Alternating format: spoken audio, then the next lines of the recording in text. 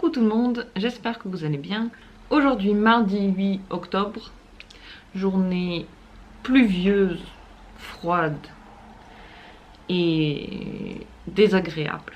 Je ne suis presque pas sortie et lorsque je suis sortie, je l'ai amèrement regretté. J'ai mis plein de petits pulls pour essayer de me réchauffer. Je travaille en ce moment sur une nouvelle peinture que j'ai imaginé, comme d'habitude, j'ai imaginé quelque chose et on verra ce que ça va donner.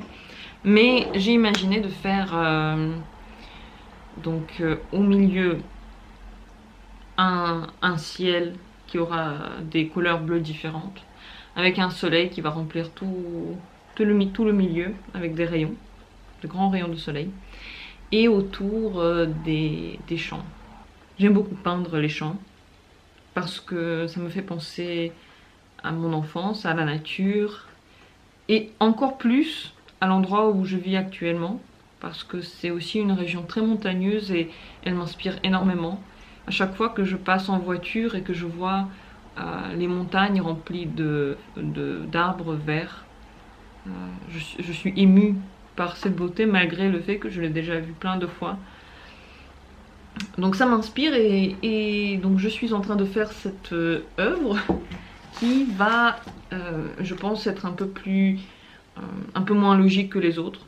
C'est quelque chose que je voulais faire depuis longtemps. À chaque fois, j'ai envie de faire quelque chose d'un peu différent de la réalité, mais qui s'y rapproche.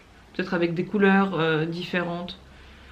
Les couleurs impossibles pour le réel, mais avec des formes qui s'y rapportent. Des choses comme ça. Mais à chaque fois que je m'y mets, ça ne sortait jamais. Et cette fois-ci, en tout cas la configuration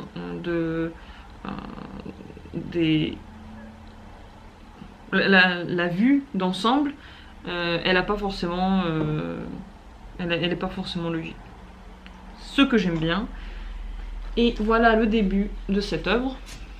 Il est comme ça. Tout autour, il y aura la terre. Et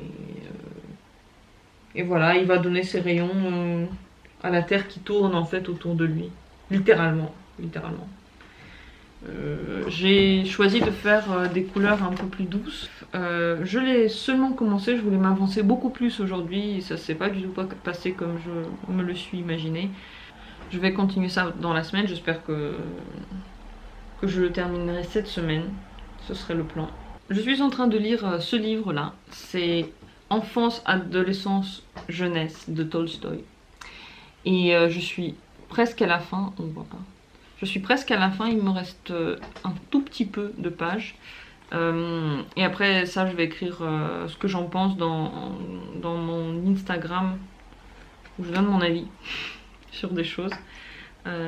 Mais déjà, je peux dire que c'est un peu le rayon de soleil en ce moment de mes journées pluvieuses. Surtout que là, au moment où je lis, c'est l'été.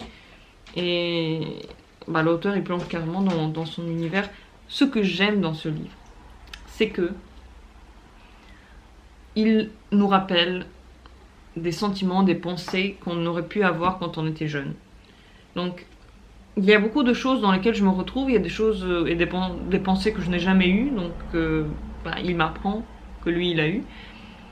C'est une autobiographie, donc Tolstoï il a écrit ce livre quand il était jeune, et il a écrit sur son enfance. Donc il a écrit jeune sur sa jeunesse. Le style du coup il est très brut et très très très honnête. J'ai rarement vu dans un livre autant d'honnêteté par rapport aux sentiments, par rapport aux toutes petites choses qu'on remarque tous, mais qu'on ne dit pas forcément, qu'on va pas forcément écrire. Je sais pas pourquoi on va pas forcément y penser. Mais lui, il les dit, il les écrit, et j'étais vraiment touchée par sa sincérité. Il a été écrit au 19e siècle, et pourtant, au final, on vit à peu près la même chose maintenant. Enfin, je trouve que quand on est jeune, on ressent la même chose, on vit la même chose, et c'est beau de se replonger à cette époque-là.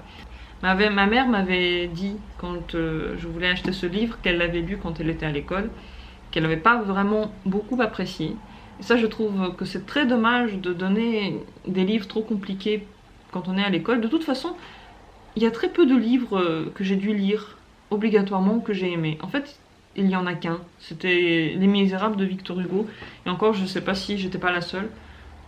Mais tous les autres livres, j'ai franchement détesté.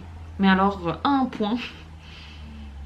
Donc quand elle m'a dit qu'elle n'a pas du tout aimé ce livre, je comprends. Je comprends que quand on est jeune, quand on est encore petit et qu'on est obligé de lire un truc dans lequel il ne se passe pas grand chose, en fait, c'est juste des émotions, des souvenirs.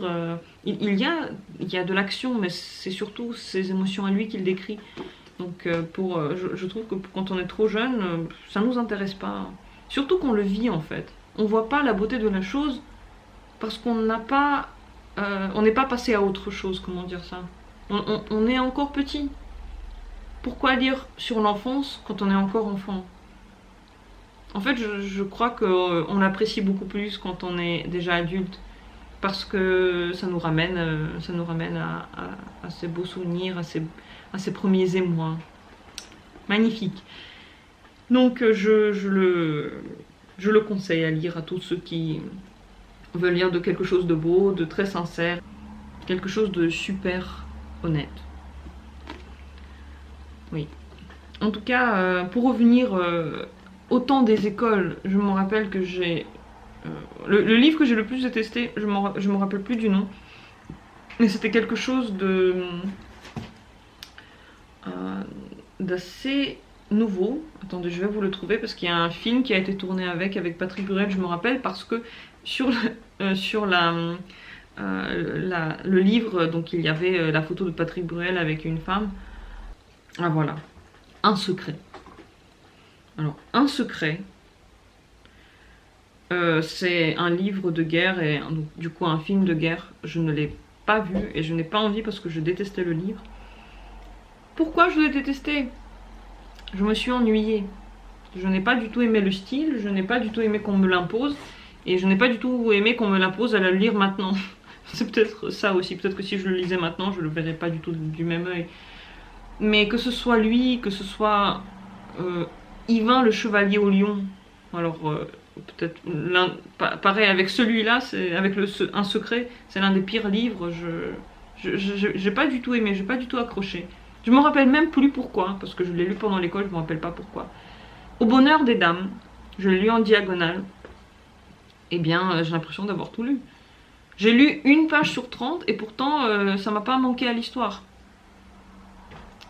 Je n'ai pas... Oui, je pense que j'étais trop jeune pour comprendre la beauté de la chose. Pourtant, j'ai lu La guerre et la paix au lycée. Je ne trouvais pas du tout ça ennuyeux. Pourtant, les autres livres, c'était une horreur. Et j'imagine que c'est parce qu'on nous l'impose. Et que quand on choisit un livre soi-même, on sent que c'est le moment de le lire. Ou qu'on achète un livre et qu'on ne le lit pas pendant des années. Ensuite, on le lit au moment où il faut. Bref. Tout ça pour dire que, contrairement à ma mère qui n'a pas du tout aimé, moi j'adore. Vraiment, je suis tellement contente d'avoir lu ce livre, tellement contente de m'être replongée dans ce qu'on pense quand on est enfant. Et ça commence vraiment très tôt. Quand il commence à raconter ça, il doit avoir 5 ou 6 ans. Et là où j'en suis, il est à l'université. Il a 15 ans, donc voilà, il décrit à peu près tout. À lire, si vous aimez la lecture, si vous aimez des trucs classiques et qui ne sont pas bouillonnants de action. Voilà, c'est pas un thriller. Mais moi j'aime beaucoup les thrillers, mais j'en lis tellement et je les prends tellement à cœur que des fois j'ai besoin de quelque chose de relaxant. C'est pour ça que la dernière fois que je me suis rendue dans une librairie française, j'ai acheté que des livres classiques. J'ai eu envie de me replonger dans le classique comme quand j'étais enfant, parce que à l'époque du lycée, j'ai lu que des trucs classiques et j'adorais ça.